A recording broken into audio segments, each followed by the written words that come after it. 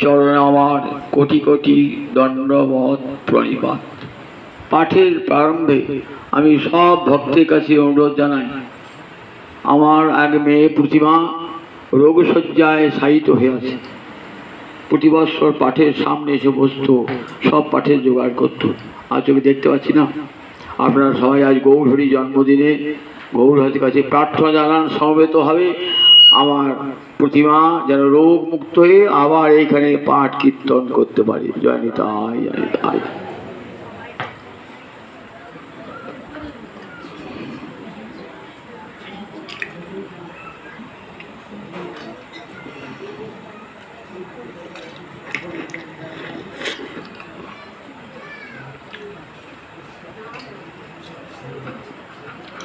হরিদ্বারে ব্রহ্মকুণ্ডের তীরে বসে সুখদেব মহারাজ পরীক্ষিতকে বলছেন, মহারাজ, এক একটা যুগের এক একটা ধর্ম আছে, তাকে বলা হয় যুগ ধর্ম। প্রতিটি মানুষের কর্তব্য, সেই যুগের মানুষের কর্তব্য সেই যুগ ধর্ম পালন করা। যদি না করি তাহলে প্রত্যব্যয় হয়, মানে পাপ হয়। চারটে যুগ আছে তো, সত্য, ত্রেতা, দাপর, কলি। তা এক একটা যুগের এক একটা ধর্ম। প্রথমে সত্যযুগ। সত্যযুগে ধর্ম দাঁড়িয়েছিল চার পায়েতে, তপ, শৌচ, দয়া, সত্য, এই চারটেই ছিল সত্যযুগে। সত্যযুগে কোনো অধার্মিক মানুষ ছিল না, তাই বলা হয় সত্যযুগ। সত্য, ন্যায়, ধর্ম তারা মেনে চলত, সেই যুগটার নামই ছিল সত্যযুগ। এই যুগে ধর্ম ছিল কি? কৃতে যধ্যায়তু বিষ্ণু ত্রেতায়াং যজতু মখৈ দাপরে পরিচর্যায়াং কলৌ তদ হরি কীর্তনাথ। সুখদেব বলছেন, মহারাজ, এক একটা যুগের এক একটা ধর্ম। তাহলে সত্য যুগের ধর্মটা কি? কৃতে যৎ, কৃতযুগ মানে সত্যযুগ।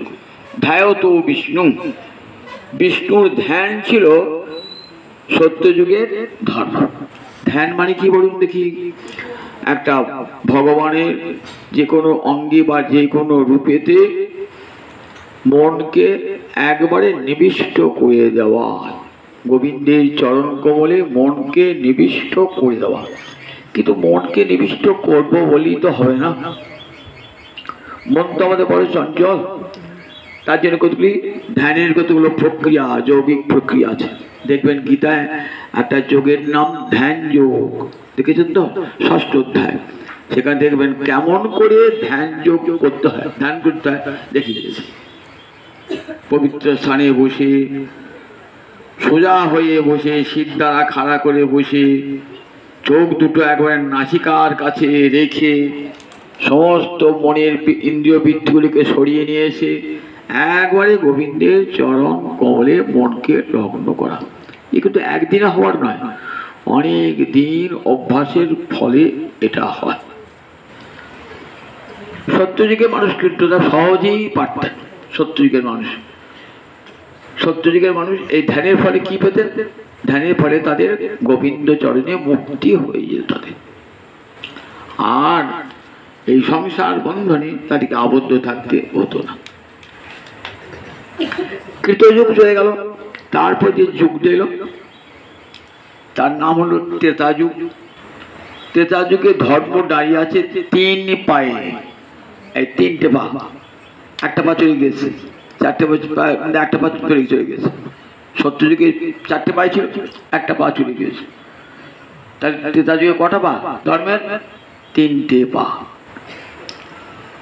সে 3 পায়ে আছে ধর্ম, এক পা কমে গেল। তখন ধর্মটাও পাল্টে গেল। কি ধর্ম হলো? বলে ধ্যান আর হবে না। ত্রেতা যুগের মানুষের মন চঞ্চল, ধ্যান হবে না। তাহলে ত্রেতা যুগের মানুষ কেমন করে গোবিন্দের অর্চনা করবে? বলেন ত্রেতায়াং যজত মখৈ। মখ মানে যজ্ঞ। তখন তারা যজ্ঞের দ্বারা যজ্ঞেশ্বর ভগবান শ্রীহরির অর্চনা করছে। এটা হলো ত্রেতা যুগের মানুষের ধর্ম।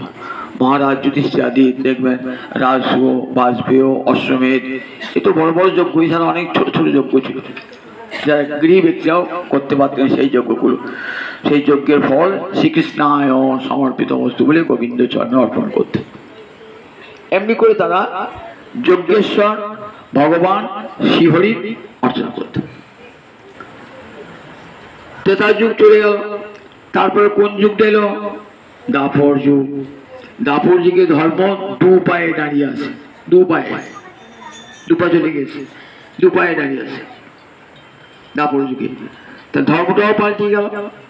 সত্তর যুগে যেখানে ধ্যান ছিল, ত্রেতায় যেখানে যজ্ঞ ছিল, দাপরে সেখানে হলো অর্চনা, অর্থাৎ ভগবানের পূজা সেবা। দাপর যুগে ধর্ম দুপায়ে দাঁড়িয়ে আছে, দাপর যুগে বলেন অর্চনা পরিচর্যা, ভগবানের পরিচর্যা সেবা, ভগবত বিগ্রহের পরিচর্যা অর্চনা। দাপর যুগ চলে গেল, তারপরে কলিযুগ এসে গেল। এখন ধর্মের তিনটে পা নাই, একটা পায়ে ধর্ম দাঁড়িয়ে আছে, একটা পায়ে। ধর্মটাও পাল্টে গেল। এখন ধর্ম কি হবে? কলম তল হরি কীর্তনাদ, বাহু তুলে হরে কৃষ্ণ কৃষ্ণ কৃষ্ণ হরে হরে, হরে রাম রাম রাম হরে হরে। এক পায়ে ধর্ম দাঁড়িয়ে আছে। আর কলিযুগের ধর্ম হবে হরিনাম।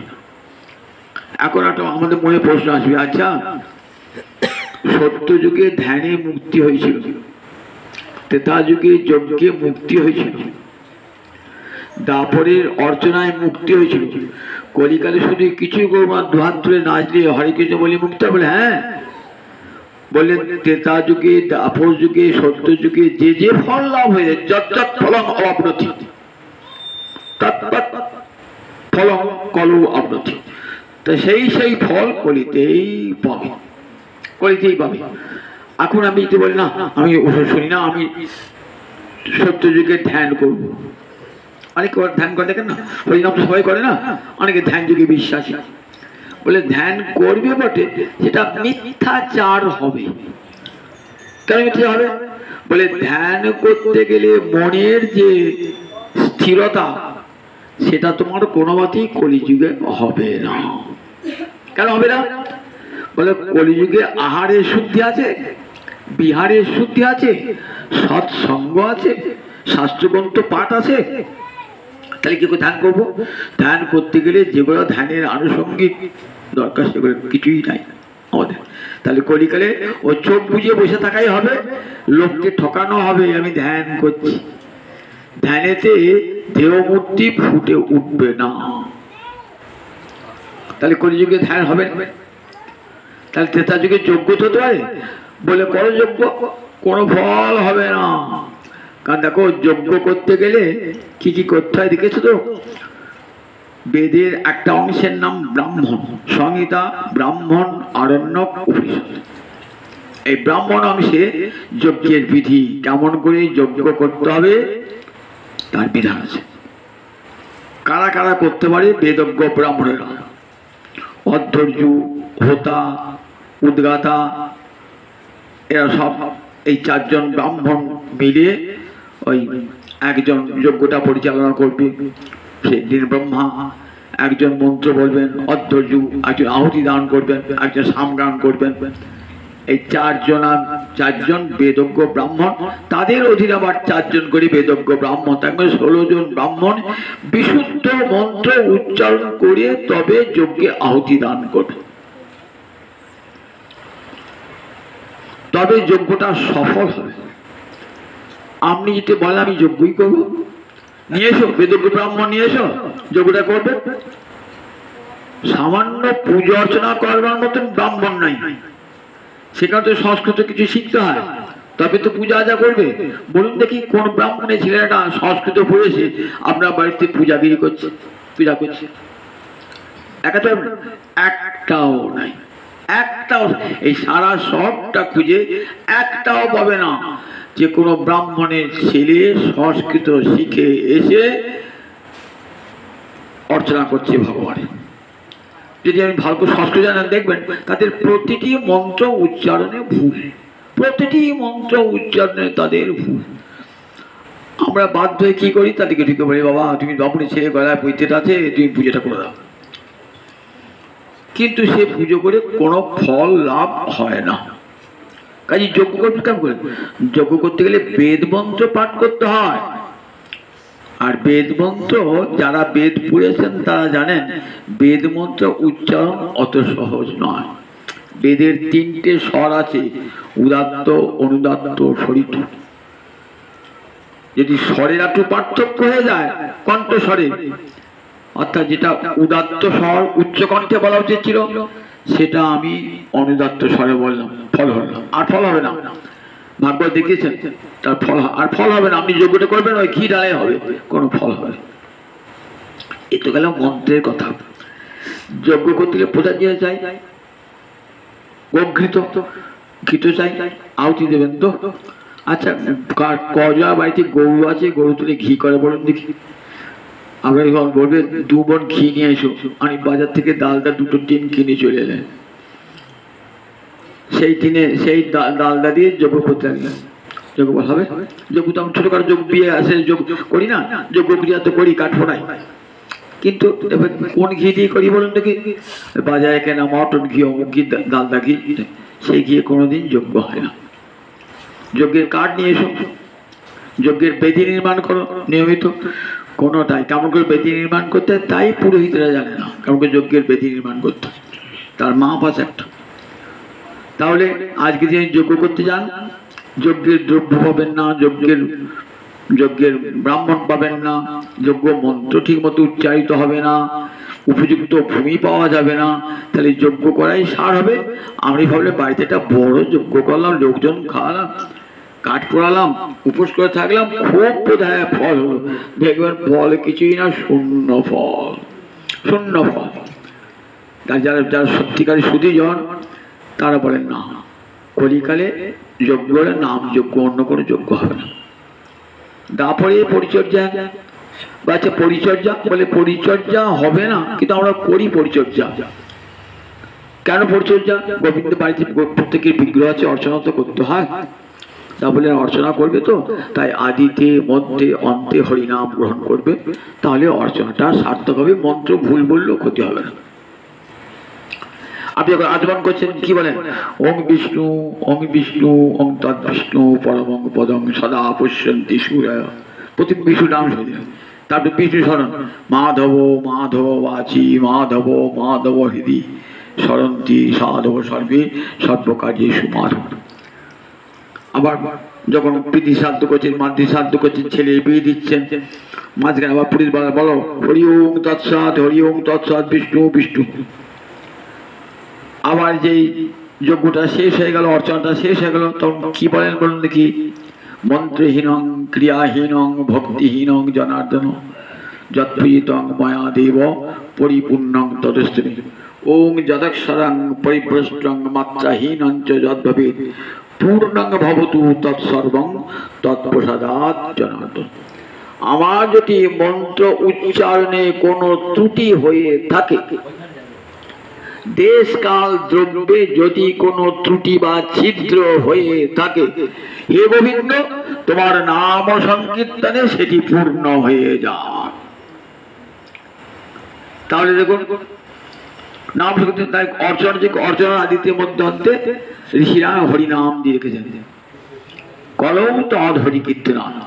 আর কলিকালে ধর্ম হলো হরে কৃষ্ণ কৃষ্ণ কৃষ্ণ হরে হরে, হরে রাম রাম রাম হরে হরে।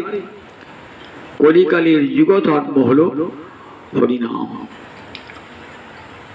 তাহলে সত্য যুগের ধর্ম ধ্যান, ত্রেতা যুগের ধর্ম যজ্ঞ, দাপরের যজ্ঞ ভগবানের অর্চনা, আর কলিকালের যজ্ঞ হলো ভগবান শ্রীহরির নাম উচ্চ কণ্ঠে উচ্চারণ করা। 4 যুগে 4টে ধর্ম। তাহলে এটা কোন যুগ চলছে? কলিযুগ চলছে। এই কলিযুগে ধর্মই হলো হরে কৃষ্ণ কৃষ্ণ কৃষ্ণ হরে হরে। তাই প্রতি কলিযুগেই কিন্তু হরিনাম, প্রতি কলিযুগে হরিনাম, হরিনাম আছে। কিন্তু হরিনাম কে দেবেন? হরিনাম দেখুন, কলির প্রথমে এসে সবাই দেখছেন নবদ্বীপের মতন বিদ্যান ভক্তিদের জায়গা, সেখানে গীতা ভাগবত পড়ানো হয় না, ন্যায় শাস্ত্র ব্যাকরণ শাস্ত্র চুলচেরা বিচার হচ্ছে, কিন্তু কোথাও গীতা, কোথাও ভাগবত পাঠ হয় না, কোথাও ভক্তি গ্রন্থ পাঠ হয় না। গোপনে গোপনে অদ্বৈত আচার্য গোপনে গোপনে কিছু লোককে নিয়ে, ভক্তকে নিয়ে গীতা পাঠ ভাগবত পাঠ করেন ভয়ে ভয়ে। বিধর্মী শাসন তো করতে দেবে না, ভয়ে ভয়ে তার আসেন।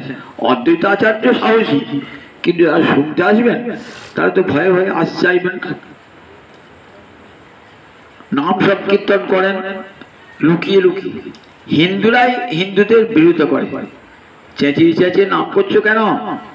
নাম কি সব দিন করা যায় নাকি? একাদশ দিন করবে, সবসময় হরিনাম করতে কে বলেছে?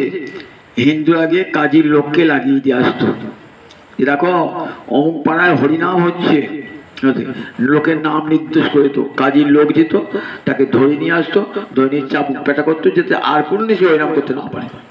যদি কথা না শুনতো খঞ্জনি কেড়ে নিত, খোলটা ভেঙে দিত, আর দু চার গা আরো চাবুকি দায় মেরে দিত। কাজে ভয়ে যারা হরিনাম করতো একবারে কপাট দিয়ে দরজায় কপাট দিয়ে বসে হরিনাম করতো, ভয়ে ভয়ে উচ্চ স্বরে করতে পারত না। কি দেখলেন? অদ্বৈতাচার্য এসে দেখলেন প্রথম কলিত হইল ভবিষ্য আচার। কৃষ্ণ নাম কৃষ্ণ কথা কোথাও নাই, কোথাও কৃষ্ণ নাম নাই, কোথাও কৃষ্ণ কথা নাই। নবদ্বীপে এত বড় বড় পণ্ডিত, তারা কেউ এর প্রতিবাদও করেন না। তারা তাদের নিজের ছাত্র টোল নিয়ে ব্যস্ত, কত পয়সা উপায় হবে, ন্যায় শাস্ত্র ব্যাকরণ শাস্ত্র পড়াতে। এমনি করে তখন নবদ্বীপের দুরবস্থা। ধর্ম বলতে কি ছিল? ধর্ম বলতে কি ছিল? চণ্ডী পূজা, মনসা পূজা, মঙ্গল চণ্ডী গীতি করে জাগরণে, দম্ভ করি বিশ্বহরি পূজে কঞ্জনে। বৃন্দাবন দাস কারণ সুন্দর করে বুঝিয়ে দিলেন যে দেখো প্রথম কলিতে হইল ভবিষ্য আচার। কলির প্রথমে ভবিষ্যতে কি কি হবে দেখা দিল। কি হলো দেখতেন? মঙ্গল চণ্ডীর গান গাইছে, বিশ্বহরির মনসার পূজা হচ্ছে, পুত্র কন্যার বিবাহে লাখ লাখ টাকা খরচ করছে, রমা দৃষ্টিপাতে লক্ষ লোক বইছে। বলছেন নবদ্বীপে প্রচুর লোক এবং রমাদি লক্ষ্মীর আশীর্বাদে কারোর ধনের অভাব নাই। হরিনাম বিশেষ কোনো উপলক্ষে দোল দুর্গোৎসবে কাসর বাদ্য ঘণ্টা বাদ্য লুকিয়ে লুকিয়ে, কিন্তু কোথাও কৃষ্ণ নাম কৃষ্ণ পূজা কোথাও নাই। কেউ তো কৃষ্ণ বলে না রে, কেউ কৃষ্ণ ভালো বাসে না রে, কেউ তো কৃষ্ণ বলে না রে, কেউ কৃষ্ণ বলে না, কেউ কৃষ্ণ নাম করেন না। অদ্বৈতাচার্য সদাশিব পরম বৈষ্ণব শিব মহাদেব, তিনি এসেছেন অদ্বৈত আচার্য হয়ে। তার পত্নী সীতা দেবী, দেবী দুর্গা, আর অদ্বৈত আচার্য মহাদেব। অন্তরে বড় কষ্ট, কোথাও হরিনাম নাই, কোথাও কৃষ্ণ নাম নাই। অদ্বৈত আচার্য পণ্ডিত, শাস্ত্র পড়ে কি লিখেছেন? যে কৃষ্ণ নাম ছাড়া জীবের মুক্তি হবে না, অথচ কোথাও কৃষ্ণ নাম নাই। মনসা পুজো করি, চণ্ডী পূজা করি, কোনদিন মুক্তি লাভ হবে? কোন শাস্ত্র তা বলেন নাই। তাই গীতা ভাগবতের লুকিয়ে লুকিয়ে গোপনে গোপনে গীতা ভাগবতের কথা শোনান, যাতে জীব অন্তরে কৃষ্ণ ভক্তি জাগ্রত হয়। ভাবলেন কলিকালে কি মানুষ কি আপনি করে কৃষ্ণ ভক্তিবিহীন হবে? কেউ কৃষ্ণ নাম বলবে না। অদ্বৈত আচার্য প্রতিজ্ঞা করলেন। কি প্রতিজ্ঞা করলেন? আমি আমার গোবিন্দকে নামিয়ে নিয়ে আসবো। প্রতি জীবের কণ্ঠে হরে কৃষ্ণ কৃষ্ণ কৃষ্ণ হরে হরে, হরে রাম রাম রাম হরে হরে। প্রতি জীবের কণ্ঠে হরিনাম বলাবো, এ আমার প্রতিজ্ঞা থাকলো। আমার গোবিন্দকে আমি নামিয়ে নিয়ে আসবো, গোলক থেকে নামিয়ে নিয়ে আসবো। প্রতি জীবের কণ্ঠে হরিনাম পাবো। চোখের জলে ভাসছেন। কতখানি জীবের প্রতি ভালোবাসা বলুন দেখি, কতখানি সমগ্র জীবের প্রতি ভালোবাসা। জীব কৃষ্ণ বলে না, জীবের মুক্তি হবে কেমন করে? তাই অদ্বৈত ভাবলেন আমার ভগবানকে আমি নামিয়ে আনবো, কিন্তু আমার কথা শুনবেন তিনি কেমন করে?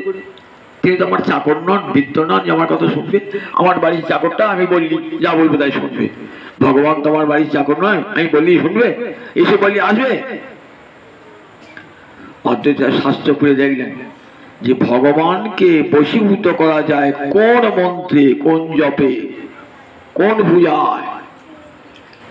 ফুলে দেখছেন তুলসী দল মাত্রে নহ জলস্য চুলুকে রবা বিক্কিনিতে সমাদমানং ভক্তেভ্য ভক্ত বৎসল। একটা তুলসী পাতা আর এক গণ্ডূষ গঙ্গা জল যদি গোবিন্দায় নমঃ বলে কেউ গোবিন্দ চরণে অর্পণ করে, গোবিন্দ কি করেন? বিক্কিনিতে সমাদমানং, গোবিন্দ তার নিজের আত্মাকে বিক্রয় করে দেন। কার কাছে? যে তুলসী গঙ্গা জল দিচ্ছে। ভক্তেভ্য ভক্ত বৎসল। শুনলেন কথাটা ভালো করে? একটা তুলসী পাতা আর এক গণ্ডূষ গঙ্গা জল যদি গোবিন্দ চরণে অর্পণ করেন, তাহলে গোবিন্দ আপনার কাছে ঋণী হয়ে যান, বশীভূত হয়ে যান। তাহলে একটা তুলসী পাতা আর এক গণ্ডূষ গঙ্গা জলের কি দাম বলুন দেখি একবার। যে স্বয়ং ভগবান গোলকপতি তিনি বশীভূত হয়ে যান, নিজেকে বিক্রয় করে দেন। বিক্কিনিতে সমাদমানং ভক্তেভ্য ভক্ত বৎসল। কৃষ্ণকে তুলসী জল দেয় যেই জন, তার ঋণ শোধিতে কৃষ্ণ করে না চিন্তন। কৃষ্ণকে যে তুলসী জল গঙ্গা জল দেয়, গোবিন্দ ভাবছে ওই একটা আমার অনেক দিয়েছে, আমি ওর ঋণটা কেমন করে শোধ করব? কেন তোমার ঘরে মেলা সম্পদ, বৈকুণ্ঠে গোলকে মেলা সম্পদ দিয়ে দেবে, তাইকে এক মন সোনা দিয়ে দেবে, তাহলে তোর ঋণ শোধে যাবে। বলে জল তুলসীর সম নাহি অন্য ধন, তারে আত্মা বেচি করে ঋণের শোধন।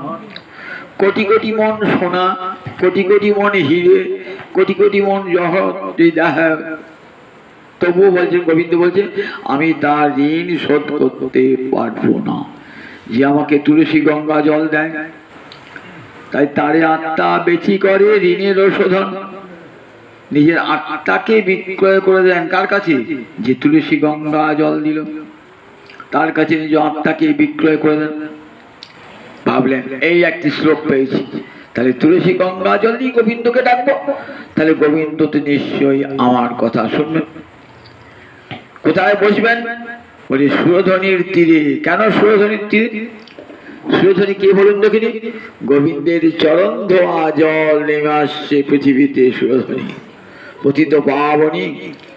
ওই জল গঙ্গা জল দেখলে কি মনে হবে? আমার গোবিন্দের এত করুণা জলের মতন ঝরে পড়ছে কৃপা করবার জন্য। তাই ঠিক গোবিন্দ চরণে মনটা লেগে যাবে। তাই গঙ্গার তীরে বসলেন, একটি করে তুলসী পত্র দেন আর গঙ্গার জল দেন, আর নয়নে জলে বুক ভাসিয়ে রাখেন। ওই আমার প্রাণী কৃষ্ণ দয়া করে এসো হে, ওহে আমার প্রাণী কৃষ্ণ দয়া করে এসো হে। জীবকে হরি বলাইতে দয়া করে এসো হে।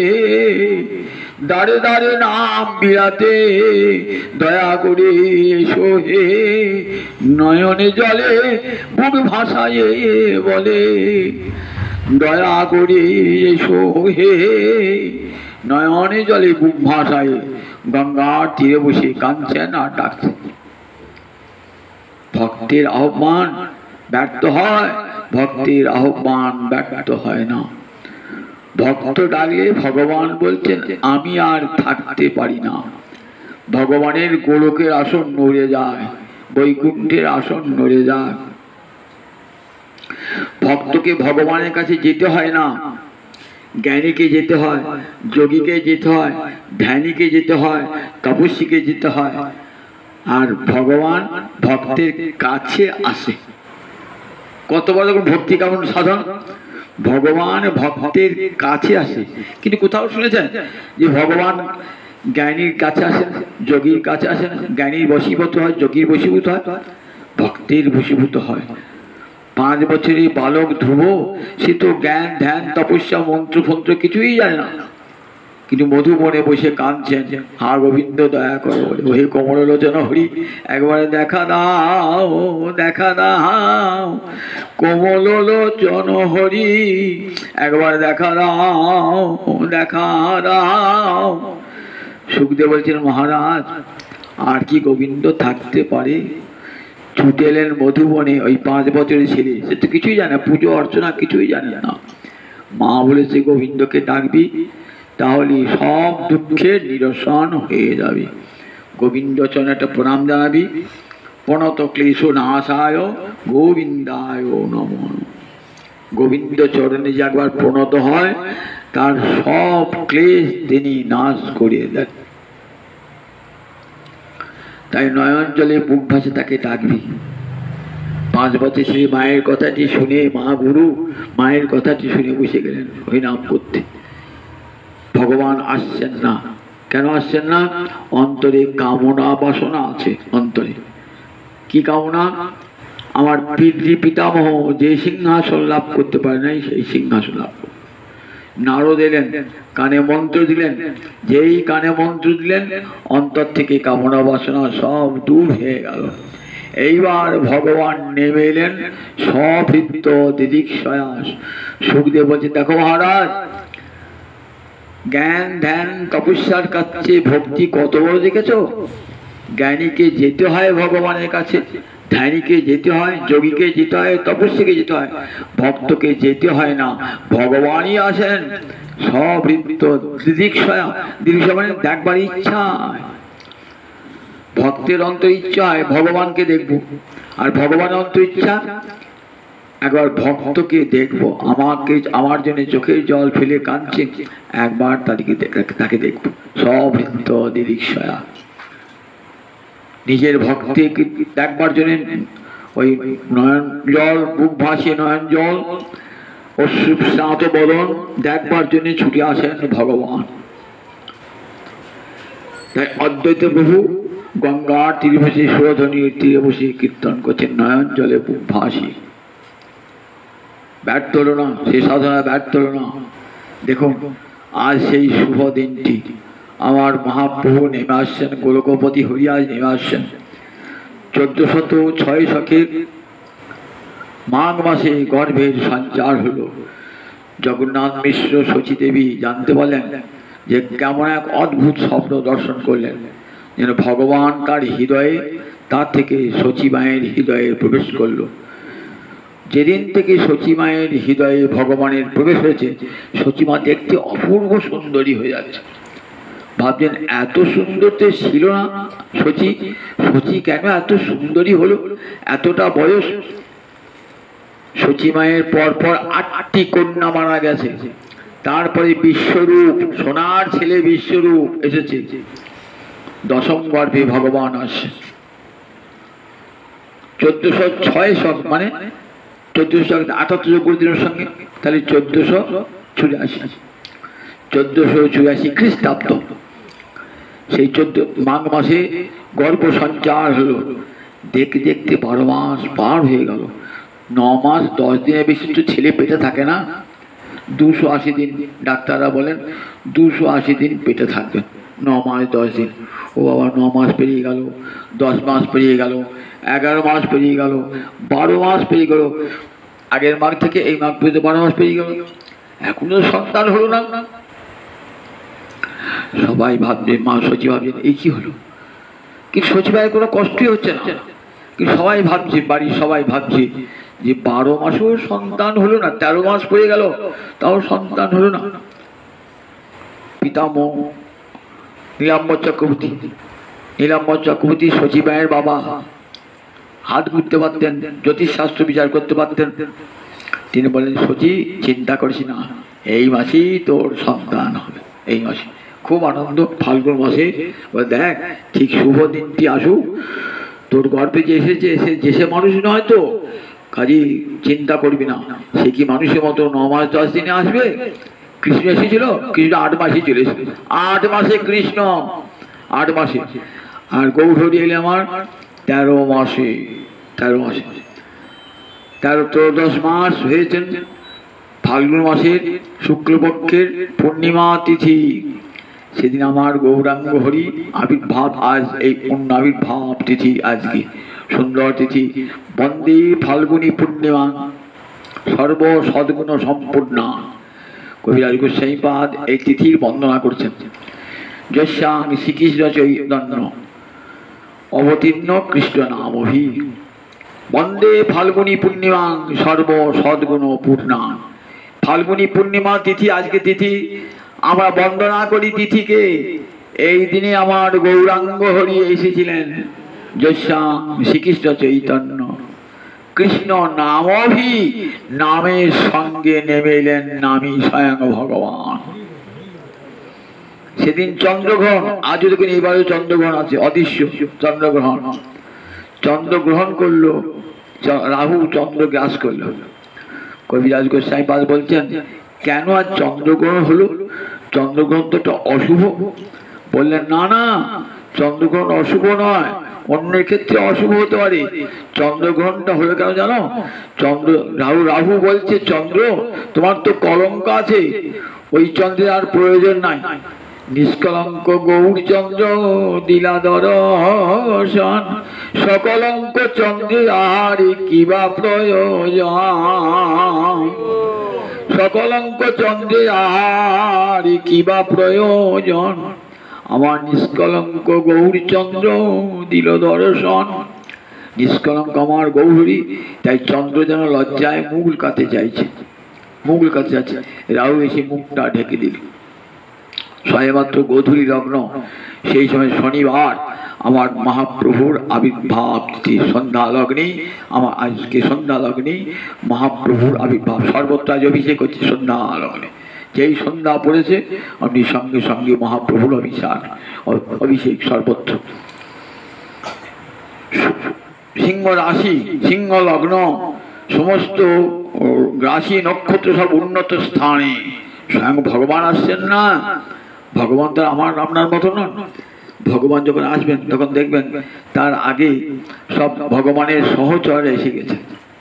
একাজি বলেন নরেন্দ্র মোদী প্রধানমন্ত্রী আসবে বলেন, তাহলে দেখবেন তার আগে 2 মাস 3 মাস আগে থেকে দেখবেন কত বড় বড় মন্ত্রী আসছে, কত বড় বড় অফিসার আসছে, এসে দেখছে কোন জায়গায় প্রধানমন্ত্রীর হেলিকপ্টারটা নামবে, তার জায়গা ঠিক করা, কোথায় থাকবেন, কোথায় মিটিংটা হবে, সব ব্যবস্থা করেন না। রাজা গচ্ছতি তিবৎ, শ্রীজীব গোস্বামীপাদ বলছেন, রাজা যখন যান, রাজা তো একা যান না, রাজার আগে কিছু লোক আসেন, রাজার সঙ্গে কিছু লোক আসেন, রাজার পিছনে কিছু লোক আসেন।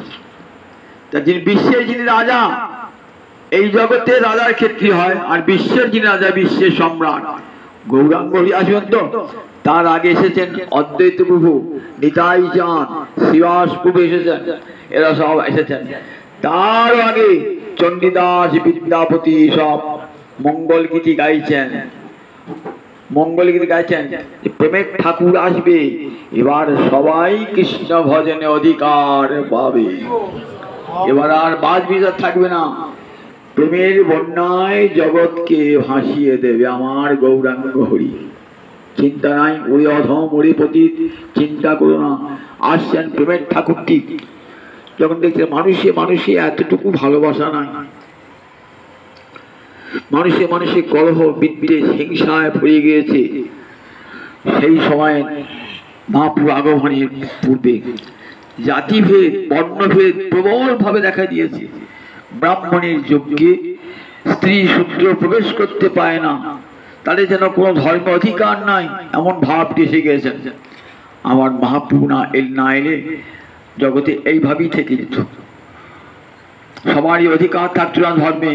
আমার মহাপ্রভু নেমে এলেন জগৎ জীবে যে শ্রীকৃষ্ণ ভজনে নাহি জাতি কুলাদি বিচার। কৃষ্ণ ভজনে জাতির বিচার নাই, কৃষ্ণ ভজনে বংশের বিচার নাই। যে ভজে সেই বড় অভক্ত হিংসার, কৃষ্ণ ভজনে নাই জাতি কুলাদি বিচার। যে ভজে জগতে সেই বড়, যে ভজে সেই তো ব্রাহ্মণ, যে ভজে না ব্রাহ্মণ হয়ে সেই শূদ্র। কাকে শূদ্র বলে? বলে যে ন ভক্তা জনার্দনে, গোবিন্দকে যে ভালোবাসে না সেই জগতে শূদ্র, সেই শূদ্র গোবিন্দকে যে ভালোবাসে না। আর যারা গোবিন্দকে ভজন করে তাই তো জগতে ব্রাহ্মণ। ব্রহ্মে বিচরণ করেন সর্বত্র, ব্রহ্মকে, গোবিন্দ তো ব্রহ্ম, সবসময় ব্রহ্মকে যারা স্মরণ করছেন তারাই তো ব্রাহ্মণ। দেখুন, জাতি বিচারী, বংশ বিচারী, তখন সব ধর্ম, তাই অধিকাংশ মানুষের সঙ্গে অধিকাংশ মানুষের বিচ্ছেদ ছিল না। মানুষে মানুষে ছুঁই ছুঁই, ধর্ম যেন অচ্ছুত। এই তুই আমাকে ছুবি না, ছেলেমেয়েরা আমরা অপবিত্র হয়ে যাবো। একটা যাচ্ছে না, গঙ্গা স্নান করছে না, একটা মেথর যাচ্ছে, এই তুই আমার গায়ে থেকে দিলি বলে মেথরটাকে মারতে যাচ্ছে। মেথরটা মানুষটা তাকে মারতে যাচ্ছে। দেখো, এইরকম অবস্থাটি ছিল আমার মহাপ্রভু আগর, আরো ব্যাপক ছিল, আজও দেখতে হবে না, কিন্তু ব্যাপক ছিল। মানুষে মানুষে এত ভেদ, এত বর্ণ বৈষম্য, এত জাতি ভেদ, মানুষে মানুষে। এই প্রেমের ঠাকুরটি এলেন যে সবাইকে এক ছাতার তলায় নিয়ে আসবো, সব মানুষ সমান। এটা অনেকে মুখে বলে কিন্তু কাজে করে না। আমার মহাপ্রভু নিতাই চাঁদ মুখে বলেন নাই, নিজে করিয়ে দেখিয়েছেন। ব্রাহ্মণ ব্রাহ্মণ ব্রাহ্মণের চণ্ডালে করে কোলাকুলি, কবে বা এই ছিল রঙ্গ। বামুনের পাশে বসে একটা চণ্ডালের ছেলে হরিনাম করবার সুযোগ কোন দিন পেয়েছিল? যেটা আমার মহাপ্রভু হরিনাম নিয়ে এলেন। ওই ব্রাহ্মণের গলায় মালা, ওই চণ্ডালের গলায় মালা। চণ্ডালও নাচছে, ব্রাহ্মণ নাচছে। হরে কৃষ্ণ কৃষ্ণ কৃষ্ণ হরে হরে, হরে রাম রাম রাম হরে হরে। যে ধর্ম সবাই করতে পারে, অতি ক্ষুদ্র মানুষ হতে অতি বৃহৎ মানুষ পর্যন্ত, দরিদ্র থেকে ধনী পর্যন্ত, চণ্ডাল থেকে ব্রাহ্মণ পর্যন্ত, পাপিষ্ঠ থেকে পুণ্যবান পর্যন্ত, ভাগ্যহীন থেকে ভাগ্যবান পর্যন্ত, যারা এই ধর্মটা করতে পারে তারাই, সেই ধর্মটাই হলো আসল ধর্ম। সবার অধিকার এই কৃষ্ণ ভজনে, সবার অধিকার। এটি আমার মহাপ্রভু নিতাই চাঁদ না এলে এই অধিকার আমরা পেতাম।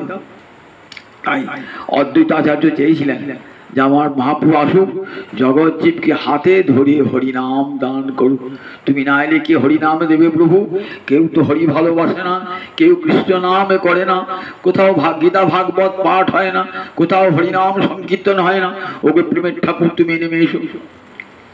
নেবে এই শুভ দিনটিতে অনর্পিত চরিঙে চিরাহাতে করুণায় অবতীর্ণ কল, সমর্পয়তু উন্নত উজ্জ্বল রসাঙ্গে সভক্তি শ্রিয়ং। হরি পুরট সুন্দর দুটি কদম্ব সন্দীপিত, সদা হৃদয় কন্দরে সুরতু শচীনন্দন।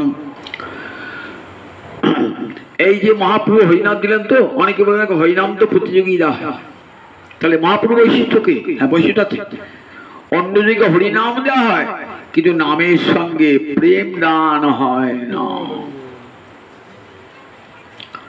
অন্য যুগে নাম দিয়েছেন, অন্যান্য যুগে ভগবান আসবেন এবং নাম দেবেন, কিন্তু গৌর হরি আসবেন ব্রহ্মার একদিনে তিহ অবতার। সব কলিতে কৃষ্ণ আসবেন না, সব কলিতে গৌরাঙ্গ হরি আসবেন না। ব্রহ্মার একদিন মানে সত্য, ত্রেতা, দাপর, কলি, আমেরিকা একটা চতুর্যুগ, 14 এক মন্বন্তর, 14 মন্বন্তরে ব্রহ্মার একদিন। এই ব্রহ্মার একদিনে একবার কৃষ্ণ আসবেন। এখন কোন মনু চলছে? বৈবস্বত মনু, সপ্তম মনু। এরপরে আসবেন অষ্টম মনু। দেখবেন চণ্ডীতে বলা আছে সুরত রাজা এইবার পরের মনু হবে। এখন চলছে বৈবস্বত মন্বন্তর। বৈবস্বত মন্বন্তরের অষ্টাবিংশতি দা পরে 27 যুগ যে শেষ হয়েছে, 71 চতুর্যুগে এক মন্বন্তর, 14 মন্বন্তর ব্রহ্মার একদিন। এই বৈবস্বত মন্বন্তরের অষ্টাবিংশতি দা পরে কৃষ্ণ এলেন। কি জন্য এলেন? আমা বিনা অন্য নারী ব্রজ প্রেম দিতে। আমি ছাড়া কেউ ব্রজ প্রেম দান করতে পারে না। গোবিন্দ ছাড়া কেউ ব্রজ প্রেম দান করতে পারেন না। তার অংশ কলা, বরাহ, মৎস্য এসব ভগবান অবতার এসেছেন তো, কিন্তু এদের ব্রজ প্রেম দানের সব সামর্থ্য ছিল না। বলে আমা বিনা অন্য নারী ব্রজ প্রেম দিতে। আমি ছাড়া কেউ জগতে ব্রজ প্রেম দান করতে পারে না, তাই আমি এবার এসেছি। কৃষ্ণচন্দ্র এলেন, ব্রজ প্রেম দান করলেন, কিন্তু প্রেম দানটা ব্রজের মধ্যেই সীমাবদ্ধ। কৃষ্ণাদন্য কোবা লতাস্যপি প্রেমদো ভবতি। গোবিন্দ ছাড়া জগতে আর কে প্রেম দান করেছেন? কোন ভগবান প্রেম দান করেন নাই কৃষ্ণ ছাড়া। লতাকে পাতাকে পর্যন্ত প্রেম দান করেছেন। কৃষ্ণ দর্শন করলে বৃন্দাবনে ময়ূরী নাচতে আরম্ভ করতে পেরেছে, বৃন্দাবনের হরিণ হরিণী নাচতে আরম্ভ করত, বৃন্দাবনের কোকিল কোকিলা গান গাইত, ভ্রমরেরা গান করতে গোবিন্দকে দেখবে, লতা পাতা পর্যন্ত মাথা নিচু করত। গোবিন্দের অঙ্গের পরশে তারা সব তারা অঙ্গে ফুল দেখা যেত, পুষ্প পুষ্প বিকাশ দেখা যেত। যমুনার জল উজান বইতো, বাঁশির শব্দ শুনে ভাটতে জল যায় তো, যমুনার জলে উজান বইতো। তা বৃন্দাবনের লতা পাতা, হরিণ হরিণী, ময়ূর ময়ূরী, কোকিল কোকিলা, সুখ শাড়ি সবাই কৃষ্ণ প্রেমে ধন্য হয়েছে। তা বৃন্দাবন লীলা শেষ হয়ে গেল, অপ্রকট হয়ে গেল। তখন মনে মনে ভাবছেন গোবিন্দ যে আমি তো বৃন্দাবনের প্রেম দান করেছি বটে, কিন্তু সেই প্রেম দানটা অসম্পূর্ণ হয়ে রয়েছে। কেন অসম্পূর্ণ? বৃন্দাবনের বাইরে তো কেউ আর প্রেমটা পেল না, বৃন্দাবনের বাইরে কেউ প্রেম পেল না। তাই মনে মনে ভাবছেন আমি চিরকাল নাহি করি প্রেম ভক্তি দান, ভক্তি বিনা জগতে হেরে নাহি অবস্থান। যতক্ষণ পর্যন্ত জীবে প্রেম ভক্তি লাভ না করবে, ততক্ষণ পর্যন্ত জীব আপন স্বরূপে আমি যে নিত্য কৃষ্ণ দাস এই স্বরূপে প্রতিষ্ঠিত হবে না। তাহলে এই প্রেম ভক্তি আমাকেই তো করতে হবে, প্রেম ভক্তি দান। কিন্তু কলি একবার তো আমি দাপড়ে গেছি, আবার কলিতে আমি যাবো কি করে? মনে মনে ভাবছেন। দেবর্ষী নারদ গিয়েছেন, কি চিন্তা করছো ঠাকুর? ভাবছি কলির জীব তো কেউ হরি বলে না, কারোর প্রেম ভক্তি অন্তরে নাই। তা মনে মনে আমার প্রতিজ্ঞা, কলির জীবকেও প্রেম ভক্তি দান করব। কিন্তু আমাকে শাস্ত্র তো বারণ করছে কলিকালে যেতে, আমি দাপড়ে গেছি। তা বললে প্রভু তুমি সব সময় যেতে পারো, তবু তোমার যদি সংশয় থাকে আমি বলি তুমি নিজেকে ঢাকা দিয়ে চলো। কি করে ঢাকা যাবে? তুমি ভগবান সেজে যেতে হবে না, তুমি ভক্ত সেজে চলো, ভক্ত সেজে চলো। বলে ঠিক বলেছো নারদ, এবার আমি ভক্ত সেজেই যাব, লোকে আমাকে যাতে ভগবান বলে জানতে না পারে। তাই নিজে ভগবান ভক্ত হয়েছেন, ভক্ত হতে গেলে ভক্তি চাই তো। কোথায় ভক্তি পাবো? মনে মনে ভাবছেন ভক্তিটা পাবো কোথায়? ভগবানকে সবাই ভক্তি করেন, কিন্তু ভগবানের তার ভক্তি নাই। পদ্মে মধু আছে, আমরা সবাই জানি পদ্মে মধু আছে, কিন্তু আমরা একটা বোতল নিয়ে বললে পদ্ম মধু আগো দেবে, কাকে যেতে হবে? ওই যে ব্যাগটা আছে মধু, ওই চাক গেলে গেলে মধুর গাছ বিক্রি করছে, মধু বিক্রি করে তাকে যেতে হবে। তাহলে ভগবানের ভক্তি আছে বটে, কিন্তু সেই ভক্তি দেবার নয়, সেটা কে দিতে পারে? একমাত্র ভক্ত দিতে পারে। ভগবান ভাবছেন কি করে সেই ভক্তিটা দেবো? সে তো রাধারানীর ভান্ডার আছে, আমি তো দিতে পারবো না। রাধারানী ভান্ডার সে ভক্তি, আমি কেমন করে ভক্তি চাইবো রাধারানীর কাছে? রাধারানী আমাকে যদি ভক্তি না দেন, তখন রাধারানীর ভাবকান্তি চুরি করলেন, চুরি করে রাধারানীর প্রেমের ভান্ডার লুট করলেন। অন্য কোন অবতারে প্রেম ভক্তি দান হয় নাই। কেন দান হয় নাই? ভাগবতী সুখদেব বলছেন, মহারাজ ভগবান সব দেন কিন্তু প্রেম ভক্তি রাখেন লুকাইয়া। ভক্তকে ভক্তি দান করেন, মুক্তি দান করেন, কিন্তু প্রেম ভক্তি আর না। কারণ প্রেম ভক্তি দিয়ে ভক্তের অধীন হয়ে থাকতে হবে। জগতে কেউ এমন আছে, এমন বোকা কেউ আছে যে আমি কারো অধীন হয়ে থাকবো? ভগবান তাই দেবেন নাকি? কারো অধীন হয়ে থাকবো? আমি যাকে প্রেম ভক্তি দান করব তার তো প্রেমের অধীন হয়ে আমাকে থাকতে হবে। তাই ভগবান গোবিন্দ ব্রজলীলায় সবাইকে প্রেম দান করলেন না। গোবিন্দ বলছে আমি সবাইকে তো প্রেম দান করেছি ব্রজলীলায়। শাস্ত্র বললেন, আচ্ছা ঠাকুর তুমি বুঝে প্রেম দান করেছো, কাদিকে প্রেম দান করেছে? কেন বৃন্দাবনের লতা পাতা, বৃন্দাবনের যমুনা, বৃন্দাবনের গোবর্ধন, বৃন্দাবনের হরিণ হরিণী, ময়ূর ময়ূরী, কোকিল কোকিলা, সবাই কিছু প্রেম দান করেছি, লতা পাতা। আচ্ছা ওটা কি দান হলো? কেন দান হলো না? বলে ও দানটা তো ঘরের জিনিস, ঘরেই রইল। ঘরে ঘরে বলছি বৃন্দাবনে তুমি যে রয়েছো, বৃন্দাবনে লতা পাতা, বৃন্দাবনে লতা পাতা, বৃন্দাবনে যমুনা গোবর্ধন, কারা? তোমারই সন্দেনী শক্তির প্রকাশ, স্বরূপ শক্তির প্রকাশ। বৃন্দাবন স্বরূপ শক্তি বিলাস। তাহলে বৃন্দাবনের দানটা নিজের ঘরে ঘরে দান। ধরুন একটা লোক এসে বলছে, তাকে সবাই কৃপণ বলে। শাস্ত্রী বলছে কৃপণে মুখ দেখো না। মুখ দেখে কি হবে? যাত্রা, আপনি ভালো কাজ যাচ্ছেন তো, একটা রাস্তায় কৃপণ লোক, এমন কৃপণ সে নিজেও খায় না, বাড়ির বউকে খেতে দেয় না, ছেলে মেয়েকে খেতে দেয় না, কেবল ব্যাংকে টাকা জমায়, কেবল ব্যাংকে টাকা জমায়। কৃপণ তো নিজেও ভোগ করবে না, সে কৃপণের ধন সে মরে যাবে, অন্য যারা ভোগ করবে। তবু কাউকে দেবে না, একটি পয়সা দেবে না কৃপণ, মরে গেলেও দেবে না। বলে ওই কৃপণটা মুখ খবরদার দেখো না, দেখলে তোমার যে দুটি পয়সা আয় হবে, হবে না।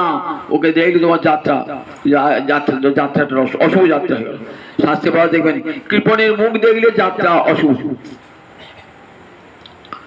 তো গোবিন্দ ভাবছেন আমাকে সবাই কৃপণ বলে, তো তা কৃপণের মুখ দেখলে যাত্রা নাই, আমি কৃপণ হয়েই থাকবো নাকি? তখন আমার ভাবছেন আমি দান করে দিয়েছি। কি দান করেছো গো? তারপর যে লতা পাতা বৃন্দাবনে সবাইকে দান করে দিচ্ছি। একটা লোক এসে বলছে আমার সবাই কৃপণ বলে, কৃপণ বলে, আমি আর কিছুই রাখি নাই, সব দান করে দিচ্ছি। আমার যা ধন সম্পদ ছিল না, ব্যাংকে টাকা পয়সা জমি জায়গা সব তাকে দিয়েছে।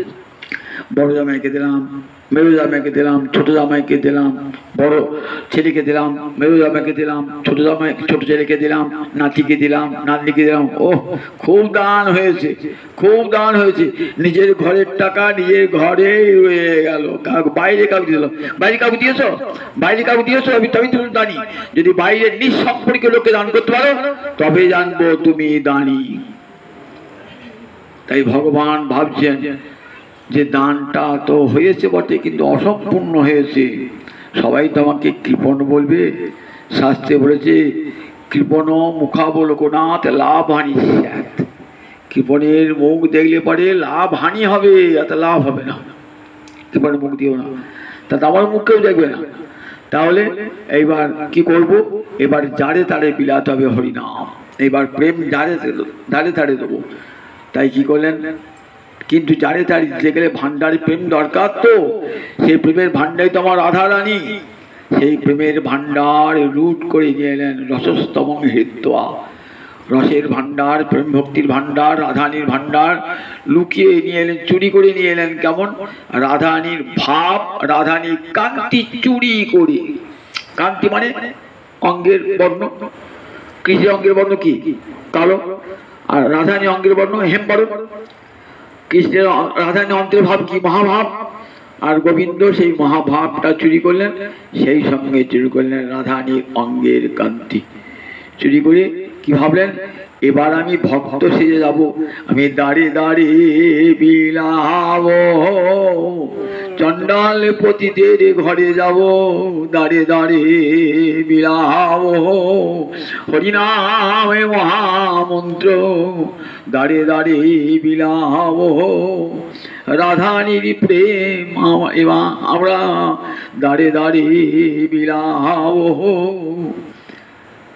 তাই অন্যান্য কলিযুগে নামের ফলে মুক্তি, কিন্তু কলিযুগে আমার মহাপ্রভু যে নাম দিলেন, নাম প্রেমের মালা গাঁথি পড়াইল সংসারে। প্রেমের সুতো দিয়ে, নাম ফুল দিয়ে মালা গেঁথে প্রতিটি জীবের কণ্ঠে জড়িয়ে দিলেন। প্রেমটা একটা হৃদয়ের বৃত্তি, তাকে দেখা যায় নাকি? দেখা যায়? দেখা যায় না। তা বলি নাম করছি, ওই প্রেম দেখতে হয় না তো? বলে দেখো প্রেম দেখতে পাওয়া যায় না, ওই মালাটা গেঁথেছো সুতোটা ভিতরে আছে, ওই সুতোটা ধরে আছে ফুলটাকে, সেটাকে দেখতে পাচ্ছ না। ওই প্রেম নামকে ধরে গেঁথেছে। নাম করতে করতে করতে করতে করতে কৃষ্ণ প্রেমের হৃদয় হবে। নাম করে যান করে যান করে যান করতে করতে মহাপ্রভু সুবুদ্ধ রায়কে বলছেন, এক কৃষ্ণ নামে তোমার জাতি দোষ যাবে, আর এক কৃষ্ণ নামে কৃষ্ণ পদে প্রেমে উপজীবে। কলিকালে হরিনাম সংকীর্তনে কি হবে? রাধারানীর প্রেম লাভ হয়ে যাবে। শীতকালে পিঠে খান না, পিঠের উপরটা চাল দিয়ে তৈরি, তো ভালো লাগে না, বাবা কি খাবো? বলে খাও, ভিতরে কি আছে? সন্দেশের পুর আছে, ক্ষীর আছে। খেতে খেতে যে আধখানা খাবেন না, তখন কি হবে? মিষ্টি লাগে, জিভে মিষ্টি খেতো, আরো দাও আরো দাও আরো দাও। ওই নাম করো, করে যাও, করতে করতে প্রথম প্রথম ভালো লাগবে না, করো, করতে করতে করতে করতে রাধারানীর প্রেমের সন্ধানটি পাবে না, তখন মনে হবে না জানি কতেক মধু শ্যাম নামে আছে গো, আমার বদন ছাড়িতে নাহি পারে, বদন ছাড়িতে নাহি পারে। না জানি কতেক মধু শ্যাম নামে আছে গো, জানি না শ্যাম নাম তাতে কত মধু আছে। মনে হয় একটা কর্ণ দিয়েছো, হাজার হাজার কর্ণ দিলে তবে তোমার নাম করে সুখ হতো। একটা জিহ্বা দিয়েছো, হাজার হাজার জিহ্বা পেলে তবে নাম করে আনন্দ হতো। তুণ্ডে তাণ্ডবিনী রতিং বিতনুতে তুণ্ডাবলী লব্ধয়ে কর্ণ ক্রোর করম্বিনী ঘটে হতে কর্ণার বুদেভ্য স্পৃহা চেত প্রাঙ্গণ সঙ্গিনী বিজয়তে সর্বেন্দ্রিয়ানাং কৃতিং ন জানে জনিতা কিয়দ্বিরমিতৈ কৃষ্ণেতি বর্ণদ্বয়ী। কৃষ্ণ এই দুটো বর্ণ, বর্ণদ্বয়ী, এই দুটো বর্ণ কি মধু দিয়ে বিধাতা নির্মাণ করেছেন জানি না, কি অমৃত দিয়ে। একবার কৃষ্ণ নাম করলে মনে হয় আমার কেন একটা জীব হলো, আমার হাজার হাজার জীব দাও, সেই জিহ্বা দিয়ে কৃষ্ণ নাম করবো। আর আমরা পরনিন্দাকার বাদী হাজার হাজার জীব দাও, একটা জীবে হচ্ছে না, কত করে পরের নিন্দাটা করবো বলে ছুটে চলে যাচ্ছে। আর দেখেছেন তো রাধারানী চাইছেন আমার জিহ্বা হোক একটা নয়, হাজার হাজার জিহ্বা হোক, সেই জিহ্বা দিয়ে আমি হরে কৃষ্ণ কৃষ্ণ কৃষ্ণ হরে হরে বলবো। দুটো কান কানে দিয়েছো, আমাকে হাজার হাজার কর্ণ দাও, সেই কর্ণ দিয়ে কৃষ্ণ নাম শুনব। আর সেই কৃষ্ণ নাম যখন আমার হৃদয়ে মাঝে নৃত্য করবে, সব ইন্দ্রিয়ের কার্য শব্দ হয়ে যাবে। ন জানে জনিতা কিয়দ্বিরমিত কৃষ্ণেতি বর্ণদ্বয়ী। জানি না বিধাতা কি অমৃত দিয়ে এই কৃষ্ণ এই দুটি অক্ষর নির্মাণ করেছিলেন। তাই আমার মহাপ্রভু নিতাই চান জগৎ জীবের এলেন কোটি কোটি পরিকর সঙ্গে, সর্বত্র হরিনাম বিতরিত হবে। মহাপ্রভু 48 বছর প্রকট ছিলেন, তো তার মধ্যে 24 বছর পর্যন্ত গারস্থ লীলা, তারপরে 6 বছর বিভিন্ন ভারতবর্ষে বিভিন্ন স্থানে পরিভ্রমণ, শেষ 8টি বছর গম্ভীরায় রইলেন। দিবারাত্রি কাঁদছেন, ঠিক যেমন করে রাধারানী কৃষ্ণ বিরহে কেঁদেছিলেন, তেমনি করে কাঁদছেন সর্বদামোদের গলা ধরে, ওগো রাম রায় বলে দাও, কোথা গেলে কৃষ্ণ পাবো বলে দাও, বলে দাও, ওগো স্বরূপ বলে দাও, বলে দাও, বলে দাও, কোথা গেলে কৃষ্ণ পাবো বলে দাও, বলে দাও। সর্বদামোদর আর রাম রায় নিমিত্ত কুঞ্জে রয়েছেন, বসে গলা জড়িয়ে ধরে কাঁদছেন। নিতাই চাঁদকে একদিকে বলছেন, যাও নিতাই, আমার নাম তো বিশ্বম্ভর, বিশ্বকে নাম এবং প্রেমে ভরে দেবো বলেছিলাম, কিন্তু আমি তো পারলাম না, মুনি ধর্ম গ্রহণ করে রইলাম এই গম্ভীরায়। তুমি তো আমার অভিন্ন তনু, গৌর নিতাই এক, তাই তো আমার অভিন্ন তনু। তুমি রার দেশে গিয়ে সর্বত্র ঘরে ঘরে নয়নে দেখিবে যারে, নাম প্রেমে দিও তারে, দেখো নিতাই কেহ যেন বঞ্চিত না হয়। ব্রাহ্মণ যেমন হরি বলে নৃত্য করবে, তার পাশে চণ্ডালটিও যেন হরি বলে নৃত্য করে। বনের বাঘ ভালুক যেন হরি বলে নৃত্য করে, আদিবাসী জনজাতি তারাও যেন হরি বলে নৃত্য করে, ব্রাহ্মণ চণ্ডাল পাপিষ্ঠ ব্যক্তি তাও যেন হরি বলে নৃত্য করে। এমনকি যবন সেও যেন হরিনামে নৃত্য করে। এমনি কেউ হরিনাম জগজ্জীবের দ্বারে দ্বারে দাও না। মহাপ্রভু সেই আদেশ ধার্য করে আমার নিতাই চা দিলেন। চণ্ডালে প্রতিটি জীবের ঘরে ঘরে যাইয়া হরিনাম মহামন্ত্র দিচ্ছেন বিলাইয়া। যারে দেখে তারে কহে দন্তে তৃণ হরি, আমারে কে নিয়ে আলো একবার বল গো রে হরি। ক্ষণে হাসে ক্ষণে গায় ক্ষণে মুড়ো ছায়, সোনারও পর্বত যেন ধুলাতে লুটায়। ধুলায় লুটুপুটি খাচ্ছেন নিতাই চাঁদ। সোনার পর্বত, অঙ্গুরটি সোনার মতন দেখতে তো, সোনার পর্বত যেন ধুলাতে লুটায়। তোদের পায়ে পড়ি হাতে ধরি একবার হরি বহলে রে, তোদের হাতে ধরি তোদের পায়ে পড়ি একবার হরি বহলে রে। এমনি করে জগজ্জীবের দাঁড়ে দাঁড়িয়ে হরিনাম দিয়েছেন। কবি রচনদাস বলছেন, এমন গৌরনীতাকে যারা ভালোবাসতে পারলো না তাদের মতো দুর্ভাগ্য আর কারো নাই। এমন গৌরহরি প্রেমের ঠাকুর, এমন আমার নিতাই চাঁদ প্রেমের ঠাকুর, তাকে ভালোবাসতে পারলি না? যে ভালোবাসার ঠাকুরটা, ভালোবাসা দিয়ে গড়া, প্রেম দিয়ে গড়া, রাধানী প্রেম দিয়ে গড়া যে মূরতি, রাধা প্রেমে গড়া তনু, গৌরহরির তনু ধুলায় পরে পাছে। থেকে রে বাবে নরহরি, থেকে গৌরের কাছে, রাধা প্রেমে গড়া তনু আমার ধুলায় পরে পাছে। মা শশী বলতেন, নরহরি কাছে থেকো, নিতাই তুমি কাছে থেকো, আমার গৌরহরি যেন ধুলায় পড়ে গড়াগড়ি না যায়, কারণ ও তো রাধা প্রেমে গড়া তো। হেন অবতারে যাহারে রতি না জন্মিল, লোচন বলে সেই পাপি এলো আরে গেল, তার আসা যাওয়া আসার হলো রে। এই মানবে জনম বিফলে গেল, তার আসা যাওয়া সারে হলো রে।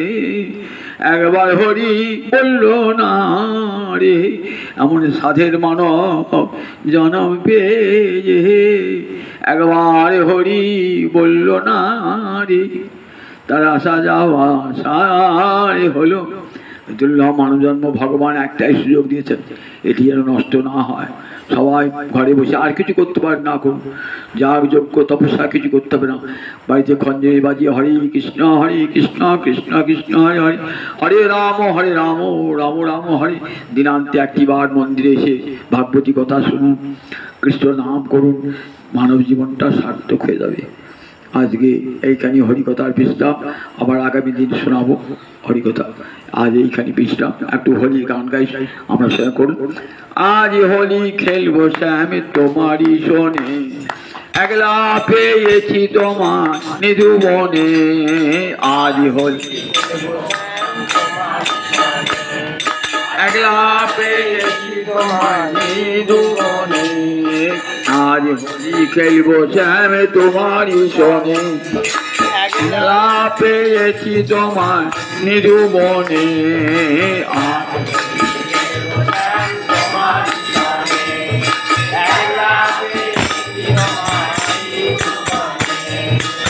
আবির ছিটাবো তোমার রাঙা চরণে, আবির ছিটাবো তোমার রাঙা চরণে, আমার কুমকুম মারিব তোমার বাঁকা নয়নে।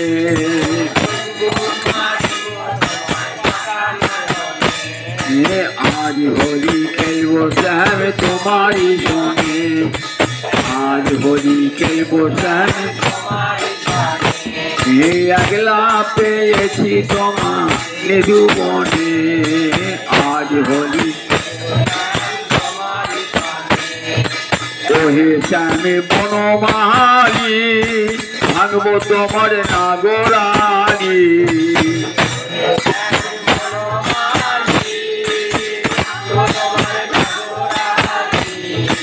ওহে শ্যামে বনমালী, ভাঙবো তোমার নাগরানি।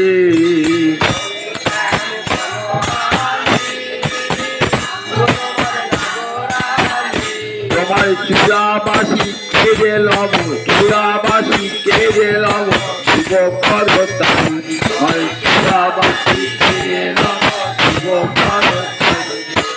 আজ হোলি খেলবো শ্যাম তোমারই সঙ্গে, একলা পেয়েছি তোমায়। আজ একলা পেয়েছি তোমায় নিধু,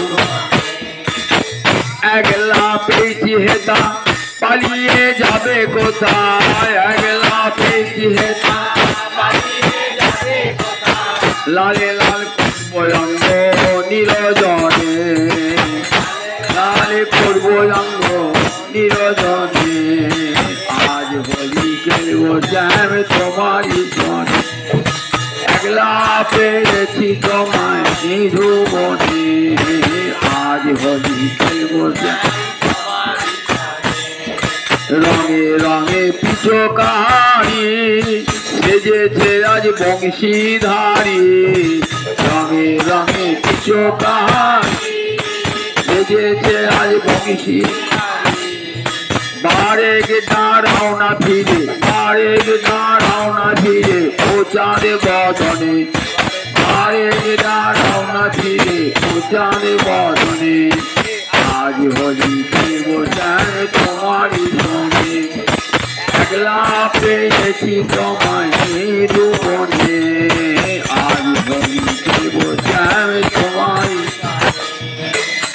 জয় জয় জয় রাধে কৃষ্ণ গোবিন্দ,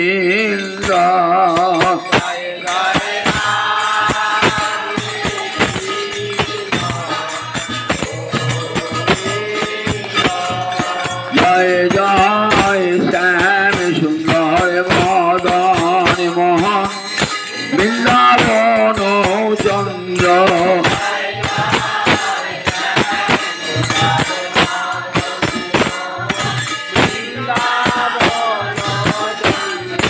জয় জয় রাধা রমণ রাধ বিহারী শিবকুলানন্দ,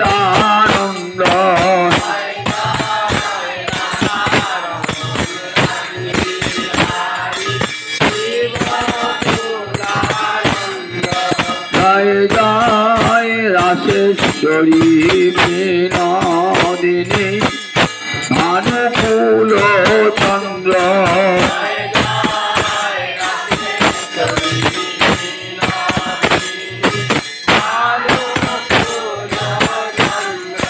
জয় জয় ললিতা বিশাখায়াতি যত সখী বৃন্দ,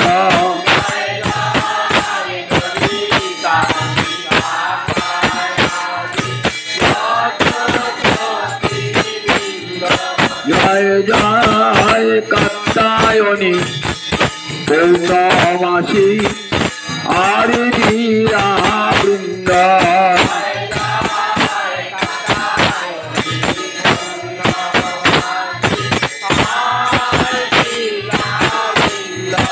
জয় জয় শ্রীরূপ মঞ্জরি রতি মঞ্জরি আনন্দ,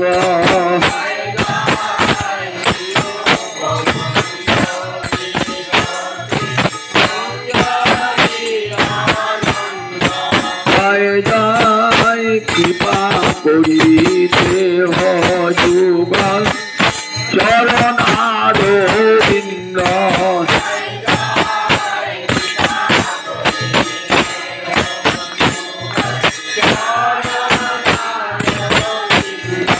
জ্ঞান আকুল প্রাণে গাইতে পারি জয়